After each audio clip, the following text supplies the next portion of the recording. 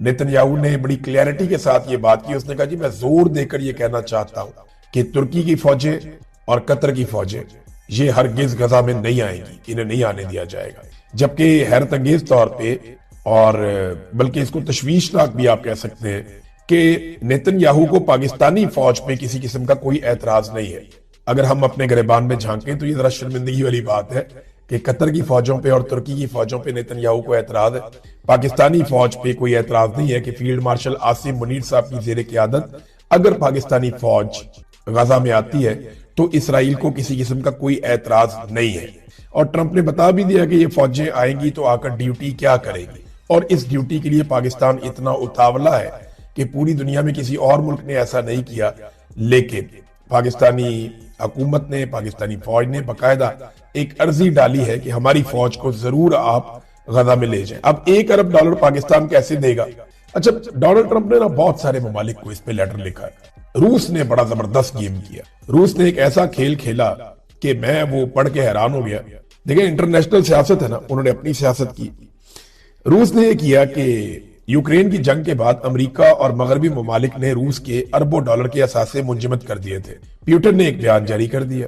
Putin ने कहा ठीक है जी, अगर आप चाहते हैं कि हम गजा पीस बोर्ड का हिस्सा बन जाएं तो वो जो पैसे हमने आपको देने हैं वो उन अकाउंटों में से आप ले लें, वहां से आप वो पैसे पूरे कर दें जो अमेरिकन के पास पड़े हुए।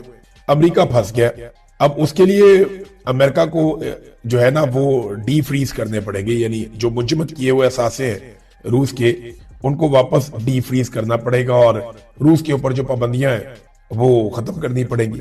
तो रूस ने तो चले अपना एक दाव खेल दिया, वो हम देख भी रहे हैं।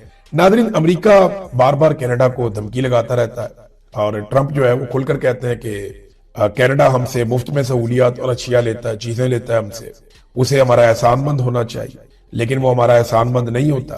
कनाडा का वजूद ही अमेरिका की वजह से है। फिर कैनेडियन वजीर आजम को मुखातिब करते हुए उन्होंने कहा कि आइंदा बयानात देने से पहले ये बात अपने जहन में रखना। अब इसके जवाब में कनाडा के वजीर आजम ने एक अजीबोगरीब हरकत कर दी।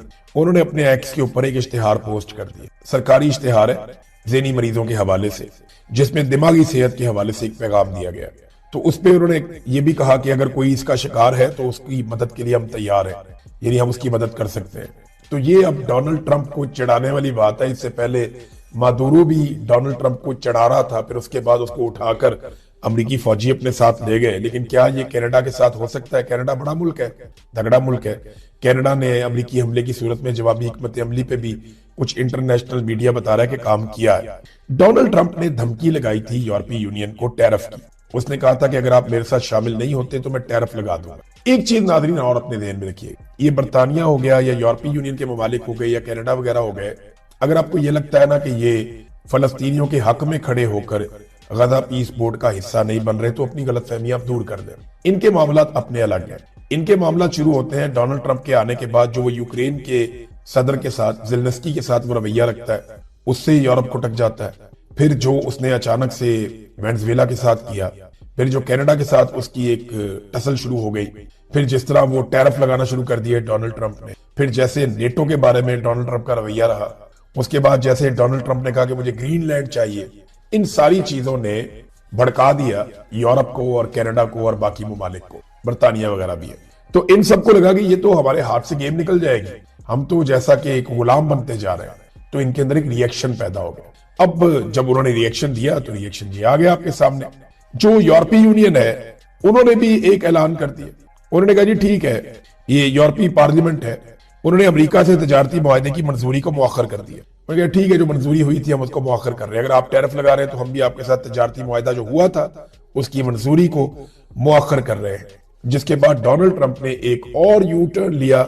2 यू टर्न है डोनाल्ड ट्रंप के, दोनों मैं आपके सामने रखता हूं। डोनाल्ड ट्रंप ने ग्रीनलैंड के बारे में नया बयान दिया कि हमने ग्रीनलैंड और दरहकीकत पूरे आर्कटिक खित्ते के हवाले से मुस्तकबिल के एक मुआहदे का फ्रेमवर्क तैयार कर लिया है। ये हल अगर मुकम्मल हो गया तो अमेरिका और तमाम नेटो ममालिक के लिए बेहतरीन साबित होगा। मैं वो महसूलात आयद नहीं करूंगा, यानी ये जो उसने पहले कहा था ना कि मैं नए टैरिफ लगा रहा हूं, तो उसने कहा जी मैं टैरिफ नहीं लगाऊंगा जो 1 फरवरी से नाफजुल अमल होने वाले थे। यानी फरवरी से मैंने जो टैरिफ लगाना था वो टैरिफ मैं नहीं लगा रहा, क्योंकि आगे से जवाब आना शुरू हो गया ना। द गोल्डन डूम के हवाले से मजीद बातचीत जारी रहे, क्योंकि इसका ताल्लुक ग्रीन लैंड से है, सियासी अहमियत और पस मंजर। उन्होंने कहा जी कि अब हम ये नहीं करने जा रहे, और यानी एक तरफ डोनाल्ड ट्रंप को थोड़ा सा झटका लगा कि ये कैसे हो सकता है कि यूरोपीय ममालिक इकट्ठे हो जाएं और मेरे खिलाफ खड़े हो जाएं। और यहाँ पे क्योंकि कुछ ऐसे ममालिक डोनाल्ड ट्रंप ने अपने साथ शामिल किए जिनके पास वसाइल भी हैं, फौजें भी हैं, लेकिन वो नया खित्ता है। लेकिन डोनाल्ड ट्रंप की इनके साथ तारीखी हमआंगी नहीं है, और ये वाले ममालिक जो है चीन और रशिया के साथ भी ताल्लुकात रखते हैं। तो डोनाल्ड ट्रंप ने वन मैन शो की कोशिश की, एक जगह पे उन्हें कामयाबी मिली, दूसरी जगह पे उन्हें बहुत बड़ा झटका लगा, और वो झटका लगने के बाद वो संभल गए और उन्होंने कहा जी मैं कोई टैरिफ नहीं लगा रहा, मैं कोई ग्रीनलैंड पे कब्जा नहीं कर रहा, हम कुछ तरीकाकार निकाल लेते हैं। तो नाजरीन ये चीजें हम डिस्कस करते रहेंगे। मैं पाकिस्तान के अंदर से 2 खबरें हैं वो आप तक पहुंचा दूं, उसके बाद फिर हम वीलॉग को खत्म करते हैं। नंबर 1, DGISPR ने ये शिकवा किया था दहशतगर्दों से कि वो पाकिस्तान तहरीके इंसाफ पर हमला क्यों नहीं करते। स्वाब से सूबाई वजीर है पाकिस्तान तहरीके इंसाफ के डॉक्टर अमजद अली खान साहब। ये शानदार और बाउसूल इंसान, मैं इन्हें बड़ी अच्छी तरह जानता हूँ, कमाल आदमी, बड़े बाइज्जत इंसान, और ये एंटी एस्टेब्लिशमेंट आदमी है, बहुत सिविलियन सुपरमेसी में मानते हैं और तरक्की पसंद इंसान है, बहुत जबरदस्त आदमी, बाउसूल आदमी, ईमानदार इंसान है। तो डॉक्टर अमजद अली खान साहब के घर पे दहशतगर्दों का हमला हुआ, उनके घर पे ग्रेनेड फेंका गया और उन्होंने इसके बारे में एक स्टेटमेंट भी दिया है। डॉक्टर अमजद अली खान साहब कहते हैं कि 9 मई के बाद 21 जुलाई को मेरे छोटे बेटे को उठा लिया गया, उसकी उम्र 9 साल थी। मुझे कॉल की गई और कहा गया कि अपनी 10 मिनट की वीडियो जारी करो और तहरीके इंसाफ से लाताल्लुकी करो, सियासत को छोड़ दो। मैंने तब भी इनकार किया था, आज भी मैं वहीं खड़ा हूं, हम पीछे हटने वाले नहीं हैं। ये जितना ज्यादा जुल्म होता है, जबर होता है, देखिए उन्होंने एक और बड़ी अजीब बात की, उन्होंने इसको जोड़ दिया दोबारा जाके रियासत के साथ। उनके घर के ऊपर ग्रेनेड चला और जो उन्होंने स्टेटमेंट जारी किया वो 9 मई के बाद जो उनके 9 साल बच्चे के साथ किया गया उसके साथ जोड़ा उन्होंने। ये वो चीज है रियासत को जिससे जान छुड़ानी मुश्किल हो रही है। राणा सनाउल्लाह साहब ने भी एक मर्तबा यही बात उठाई कि अगर जनाब इलेक्शन लड़ने के लिए 25 साल की हद है, सदर बनने के लिए 40 साल है, वजीर आजम बनने के लिए भी उम्र की हद है, हाई कोर्ट और सुप्रीम कोर्ट का जज बनने के लिए भी उम्र की हद है, तो फिर वोट डालने के लिए भी 18 साल से बड़ी उम्र होनी चाहिए।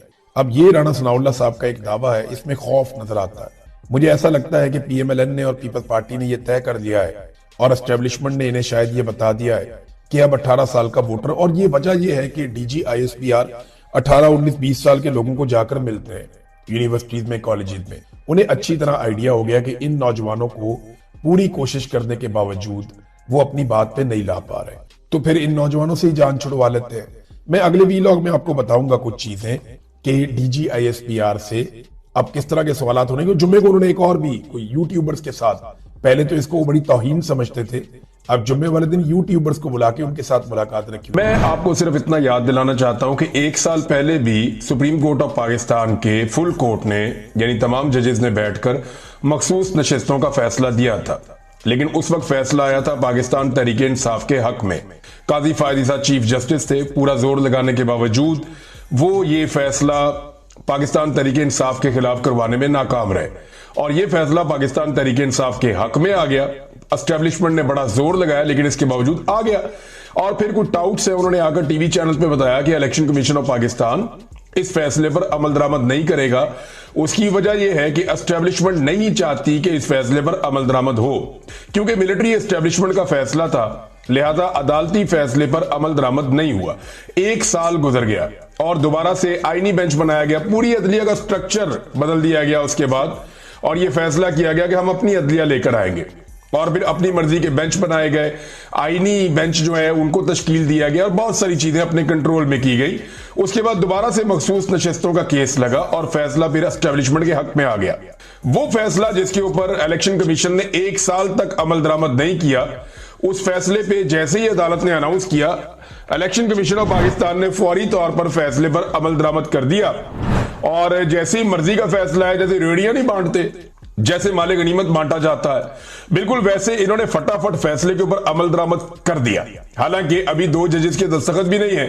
पाकिस्तान तहरीके इंसाफ ने कहा जी हमें जो फैसले की कॉपी दी जाए, तो कॉपी नहीं दी गई थी कि अभी 2 जजेस हैं उनके दस्तखत भी नहीं है, और अभी तो तफसीली फैसला भी नहीं आया, और फिर भी इलेक्शन कमीशन ऑफ पाकिस्तान ने यहां पर फैसले पर अमल दरामद कर दिया है। सिकंदर सुल्तान राजा ने एक बात साबित की है कि अगर आप ढीठ हो जाएं और आप ये तय कर लें कि आपने 2 नंबरी करनी है और एस्टेब्लिशमेंट की चाकरी करनी है और आप किसी इंसाफ को, किसी कानून को, किसी आइन को ना माने, तो आप किस तरह की एक किरदार के हामिल होते हैं वो उन्होंने दिखा दिया, प्रैक्टिकली करके दिखा दिया। उन्होंने बता दिया कि जनाब ये वो कैरेक्टर होता है जो आइन में नहीं मानता, कानून में नहीं मानता, इंसाफ में नहीं मानता, किसी लॉजिक को नहीं मानता, वो सिर्फ अंधाधुंध मिलिट्री एस्टेब्लिशमेंट के फैसलों की जो है वो तामील करता है। और यही इलेक्शन कमीशन ऑफ पाकिस्तान ने किया और उनकी जो दुनियावी कामयाबी है उसकी वजह भी यही है। देखिए, करोड़ों लोगों के साथ इन्होंने बेईमानी की है। ये चीफ इलेक्शन कमिश्नर, याद रखें बात, ये तो दुनिया खत्म हो जाएगी। अभी तो उनकी उम्र का वो हिस्सा चल रहा है जिसके बाद बंदा अल्लाह मियां के पास चला जाता है। और वैसे जाना तो हम सब ने है, लेकिन जरा वो ये सोचे कि जो आदमी किसी का हक मारे उसके साथ रोजे क़यामत क्या होता है, जरा कुरान पाक निकाल के पढ़ ले। और उन्होंने पूरी कौम का हक मारा है, करोड़ों लोगों से उनका हक छीना है, उनकी हक तलफी की है और बेईमानी की है। दयानतदारी का तकाजा था उनके ओहदे से, लेकिन उन्होंने खयानत की है। जो लोग खाइन होते हैं, खयानत करते हैं, उनके साथ रोजे क़यामत क्या होगा जरा वो पढ़ लें। वक्त करीब है, उन्हें पता चल जाएगा कि करोड़ों लोगों के साथ उन्होंने किया। वो एक आधे बंदे के साथ कोई कर देता है, 2 बंदों के साथ कर देता है, जाके माफी भी मांग लेता है। यहां चीफ इलेक्शन कमिश्नर ने पूरी कौम के साथ ही बदज्यादती कर दी है। जाली फॉर्म 47 जारी कर दिए मिलिट्री एस्टेब्लिशमेंट के कहने पे। जहां मिलिट्री एस्टेब्लिशमेंट का गिरबान पकड़ा जाएगा वहां इनका भी पकड़ा जाएगा और ये होना है। और इन्हें इस बात का पता भी है, ये सब जानते हैं, कोई बेवकूफ नहीं है, बस सिर्फ इनकी आंखों पे पर्दा पड़ा हुआ है। नाज़रीन, ख्वाजा आसिफ ने एक एहतजाज किया और ख्वाजा आसिफ का एहतजाज आप देखें, बड़ा मासूम एहतजाज है। इससे पहले ख्वाजा आसिफ ने कहा था speaker, deputy speaker, chairman senate, deputy chairman senate की तनख्वाहों में और माली मुराद में बेतहाशा इजाफा माली फहाशी के जुमरे में आता है। आम आदमी की जिंदगी को जहन में रखें, हमारी तमाम इज्जत आबरू उसकी मरहूने मिन्नत है। ये जनाब ख्वाजा आसिफ ने 11 जून को कहा था जब बजट आ रहा था, और ये तनख्वाहें बढ़ा रहे थे अंधाधुंध। इन्होंने काबीना की तनख्वाहें भी बढ़ा दी हैं, MNS की तनख्वाहें भी बढ़ा दी हैं, ये जो 4 नाम लिए इनकी तनख्वाहें भी बढ़ा दी हैं। पंजाब में भी यही किया इन्होंने वफाक में भी यही किया। अब ख्वाजा आसिफ का लेटेस्ट इसके ऊपर आया, ये माली फहाशी का सिलसिला 1 जनवरी 2025 से शुरू होता है। ये नोटिफिकेशन का हिस्सा है, यानी ये तनख्वाहें जो मिलनी है और मुराद जो मिलनी है ये 1 जनवरी 2025 से मिलनी है। पिछले 6 महीने की भी इनको दी जाएंगी। कौमी खजाने के इस्तेहसाल की ये इंतहा है। 1 या 2 अशखास अपने ओहदों की निस्बत से अपनी माहाना तनख्वाह और अलाउंसेस एक MNA से 4 गुना बढ़ा लें और जिम्मेदारी हुकूमत पर डाल दें। कौमी असम्बली के इदारे की कदर मंजिलत का ख्याल इसके निगहबान नहीं करेंगे तो कौन करेगा? वो सब फ्रॉड है। ख्वाजा आसिफ वफाकी वजीर है, ये काबीना में करने वाली बात को सोशल मीडिया में क्यों करते हैं? सोचा कभी आपने? ये लोगों को बेवकूफ बनाते हैं, ये अपना रिकॉर्ड सीधा रखते हैं। जनाब मैं तो उस टाइम भी मना कर रहा सी ना करना। ये ख्वाजा आसिफ जो रिमके ये ट्वीट्स वगैरह करते रहते हैं ना, या स्टेटमेंट देते रहते हैं, ये इसलिए देते रहते हैं कि कल को इन्होंने जनरल आसिम मुनीर को भी बुरा भला कहना है। जैसे आजकल जनरल बाजवा को गालियां देते हैं, जनरल बाजवा के ऊपर सारे इल्जामात लगाते हैं कि जनरल बाजवा ने इतनी घटिया सियासत की कि हमने सारी जिंदगी कभी सोची भी नहीं। कल जनरल आसिम मुनीर के बारे में इन्होंने यही कहना है। और उस वक्त इन्होंने ये ट्वीट निकाल के देखे जब आसिम मुनीर था ना, तब भी हम ये बात कर रहे थे। ये बारीक वारदात डाल रहे ख्वाजा आसिफ। हालांकि ख्वाजा आसिफ को इस वक्त अपनी औकात का पता है, उनको आइडिया है। वो DGISPR, वो बेचारे जब टीवी के ऊपर आते हैं, किसी चैनल पे आते हैं, जनरल अहमद शरीफ, वो कहते हैं इंटरव्यू देते हुए कि दुहाइयां दे रहे होते हैं कि यार हमारा सियासत में कोई ताल्लुक नहीं है, फौज सियासत नहीं कर रही है, हमें सियासत और दीगर उमूर के अंदर मत घसीटो। वो ये तरले मिन्नत कर रहे होते हैं हर मीडिया के ऊपर बैठ के, जब भी उन्हें मौका मिलता है। वो बेचारा दिन रात में लगा के एक बयानियां बनाते हैं DGISPR, और उनका boss, big boss Khawaja Asif, यानी आईनी तौर पे बिग बॉस है, वैसे तो औकात एक अर्दली वाली है, सभी जानते हैं। तो ख्वाजा आसिफ अगले दिन सारा बयानिया वाड़ के रख देता है। ख्वाजा आसिफ साहब आते हैं जनाब, 2-4 टीवी चैनल को इंटरव्यू देते हैं, बाई डिजाइन आते हैं, एकदम नाजिल होते हैं। 2-4-5 बंदे इन्होंने रखे हुए, ये आके उनको इंटरव्यू दे देते हैं, और इंटरव्यू देते हुए बताते हैं जनाब वो तो झूठ बोल रहे हैं DGISPR, उनका नाम नहीं लेते, जरूरत नहीं है ना, ये नहीं कहते कि वो झूठ बोल रहे हैं, लेकिन उनको झूठा साबित करके चले जाते हैं कि पाकिस्तान में कोई आईनी जमहूरियत नहीं है, फौज ही मिलजुल कर मुल्क चला रही है, और ये एक हाइब्रिड निजाम है। ये ख्वाजा आसिफ आकर हर दूसरे दिन गवाही देकर चले जाते हैं। और फौज बेचारी अपना बयानिया बनाती है, ये अपना बयानिया उनका खराब कर देते हैं। मामला पता है क्या है? یہ کل کلا کو اپنے لیے مارجن رکھ رہے ہیں کہ جب نواز شریف کو دوبارہ انقلابی ہونے کا دورہ پڑے گا تو اس وقت کیا کیا جائے گا، اس وقت کس طریقے سے کھیل کھیلا جائے گا۔ ابھی کچھ لوگ ایسی باتیں کر رہے ہیں کہ شاید چودھری نثار علی خان جو ہیں وہ کوئی کردار ادا کرنے والے آنے والے دنوں میں اپوزیشن اور حکومت کے بیچ میں۔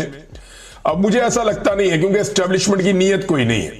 یہ سارا کچھ حکومت نے نہیں کرنا، اپوزیشن نے نہیں کرنا، یہ اسٹیبلشمنٹ پہ جب دباؤ آئے گا، جب اسٹیبلشمنٹ دباؤ محسوس کرے گی، جب اسٹیبلشمنٹ عوام کے نرغے میں آئے گی اور عوام کے قابو میں آئے گی، اور اسٹیبلشمنٹ آپ جتنی مرضی گالیاں دیں سیاستدانوں کو کوئی فرق نہیں پڑے گا، جب تک اسٹیبلشمنٹ کو آپ نہیں پکڑیں گے، اسٹیبلشمنٹ کو قابو نہیں کریں گے، تب تک کوئی بات چیت نہیں ہوگی، تب تک انصاف نہیں ہوگا۔ جو مرضی بندہ بیچ میں ڈال لے۔ بہرحال یہ خبریں پھیلائی جا رہی ہیں یا آ رہی ہیں، آنے والے دنوں میں ان کے بارے میں بھی پتہ چل جائے گا۔ خواجہ آصف صاحب جناب روزانہ کی بنیاد پہ بیانیہ واڑ کے رکھ دیتے ہیں، جو D G S P R بیچارے بڑی مشکل سے بناتے ہیں کہ جناب ہمارا سیاست میں تعلق نہیں ہے۔ خواجہ آصف کہتے ہیں نہیں سیاست تو کر ہی یہ رہے ہیں، ملک کو کنٹرول بھی یہی کر رہے ہیں، یہاں پہ ہائیبرڈ نظام جو ہے وہ ایک پورا کا پورا لگا ہوا ہے۔ کیا خیبر پختونخوا حکومت خطرے میں؟ یہ ایک بڑا سوال ہے، آج کل اٹھایا جا رہا ہے۔ کیا پاکستان تحریک انصاف ایک نئی تحریک چلا سکتی ہے؟ ایک اور بڑا سوال ہے، یہ بھی آج کل اٹھایا جا رہا ہے۔ دونوں کے جواب میں آپ کے سامنے رکھ دیتا ہوں۔ ایک تو یہ ہے کہ خیبر پختونخوا حکومت کو خطرہ نہیں ہے، یہ پاکستان تحریک انصاف کہتی ہے۔ دعویٰ ان کا یہ ہے کہ ہمارے پاس جو ایم پی ایز ہیں ان کی تعداد زیادہ ہے اور کوئی فارورڈ بلاک ابھی ہمیں بنتا ہوا دکھائی نہیں دے رہا۔ اگر کوئی فارورڈ بلاک بن گیا تو پھر تو یہ ایک دوسری حکومت بن بھی سکتی ہے، پاکستان تحریک انصاف کے اندر سے بھی بن سکتی ہے، جیسا کہ کشمیر کے اندر کیا گیا تھا، ایک نیا بلاک بنا کے وہاں پہ نئی حکومت بنا دی گئی تھی۔ تو پاکستان تحریک انصاف کی قیادت کہتی ہے کہ انہیں کوئی خطرہ نہیں ہے، اور عمران خان صاحب جیل سے منڈیوں کا ذکر کر چکے ہیں، یہ بھی ہمیں آئیڈیا ہے۔